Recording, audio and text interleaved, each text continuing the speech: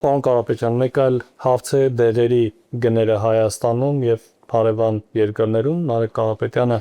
օրեր առաջ տեսանյութ էր տարածել, որտեղ համեմատում էր Հայաստանում վաճառվող դեղերի գները եւ Վրաստանում, մոտ 40% Հայաստանում թանկ էր։ Մենք ենք թանկ վաճառում, թե ո՞րն է խնդիրը եւ ինչպես եք պատրաստվում այս հարցը լուծել։ Խնդիրը նրանում է, որ իրենք վարել են քաղաքականությունը իրենց գրպանի համար։ Ընդամենը մեկ խնդիր կա։ Փաշինյանի իշխանությունը եւ կառավարությունը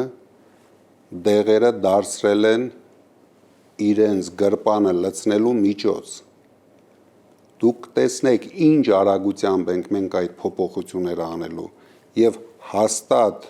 մենք ունենալու ենք ավելի լավ արդյունքներ, քան նույնիսկ Վրաստանում է։ Դա մեզ համար ամբողջությամբ հասկանալի է, ինչ է կատարվում Հայաստանի դեղերի շուկայում, ով է օգտվում